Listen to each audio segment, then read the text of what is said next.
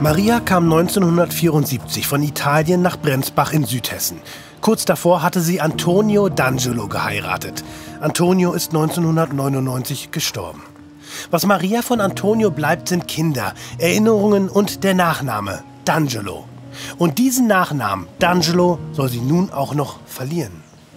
Das nimmt mir wörtlich das Atem weg.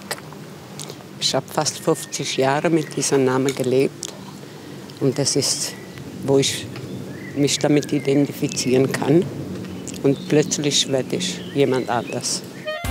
Die ganze Geschichte. Italien in den 70ern. Nach italienischem Namensrecht behalten beide Partner nach der Hochzeit ihren Namen. Die Frau kann aber den Namen des Mannes annehmen. Nach dem Tode des Mannes verliert sie dessen Namen aber wieder. Dann müsste sie wieder ihren Mädchennamen annehmen. Als sie 1974 nach Brenzbach kommt, wird der Name D'Angelo aber offiziell als Nachname eingetragen. Den trägt sie seit knapp 50 Jahren. Meine Kinder heißen D'Angelo, meine Enkelkinder sind D'Angelo. Es ist die ganze Familie D'Angelo. Sogar meine Tochter hat auch ihr Kindernamen D'Angelo genannt, weil einfach ein schöner Name ist. Und es klingt auch sehr musikalisch. Und das bin ich. Auch unzählige Dokumente verweisen auf den Namen D'Angelo. 2020 wird Maria deutsche Staatsbürgerin und damit beginnt das Problem. Das italienische Konsulat streicht den Namen D'Angelo, weil ihr Mann ja verstorben ist, vor 21 Jahren. Maria soll wieder ihren Mädchennamen Girardi tragen. Doch ihr Mädchenname ist nicht nur ein bloßer Name, er steht für massive Gewalt in ihrer Kindheit. Ein Trauma, das sie nie aufarbeiten konnte. Das bestätigt auch ein Schreiben einer Psychotherapeutin. Ich verbinde sehr, sehr viele negative Sachen damit. Ja? Und es ist sehr, sehr schwer für mich. Wenn ich für mich das höre, da passiert bei mir einfach mal... ich kann das nicht beschreiben. Das ist massiv, einfach massiv.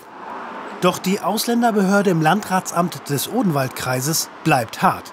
Ihr fehlt ein Dokument aus dem Jahre 1974, wonach das frisch verheiratete Paar sich auf einen Namen hätte einigen müssen. Maria holt sich juristische Unterstützung bei der Anwältin Sonja Flückebaum. In dem Moment hätte man eigentlich sagen müssen, unser Ehename ist so und so, ist D'Angelo. Und dann wäre das eingetragen worden und dann hätte es da überhaupt keinen Streit gegeben. Und diese Ehenamenserklärung, die können wir nicht beweisen, dass es die gab. Wir vermuten es nur, weil sie ja überall so geführt wurde. Aber wir können es nicht beweisen und sie ist auch in den Akten nicht auffindbar. Eine Namensänderung lehnen die Behörden ab. Maria geht vor Gericht. Auch ein Vorschlag des Gerichts, einen Doppelnamen zu nutzen, akzeptiert das Landratsamt nicht. Doch es gibt einen skurrilen Vorschlag. Naja, man hat gesagt, wenn sie den Namen Girardi nicht tragen will, weil sie damit eben negative Erfahrungen verbindet und das eben überhaupt nicht möchte, dann gibt es im Namensrecht die Möglichkeit, dass man ausländische Namen quasi eindeutscht. Und deswegen wurde angeboten, der Name Gerhard.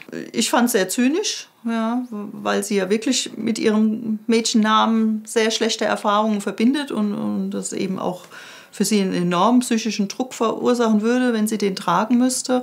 Und dann zu sagen, dann halt nicht den, sondern dann nehmen wir halt irgendwas Deutsches, was so ähnlich klingt. Ja, schon ein bisschen absurd, ja. Doch es gibt noch ein anderes Problem. Die 67-jährige Maria ist schwer an Lungenkrebs erkrankt. Sie bekommt Chemo. Die Zeit drängt. Den Namen D'Angelo zu tragen, ist ihr letzter Wunsch. Ich möchte nicht mit meinem Mädchennamen bestattet werden. Auf keinen Fall. Maria will weiterkämpfen, solange ihre Kräfte reichen. Um ihre Gesundheit und um ihren Namen. Maria D'Angelo.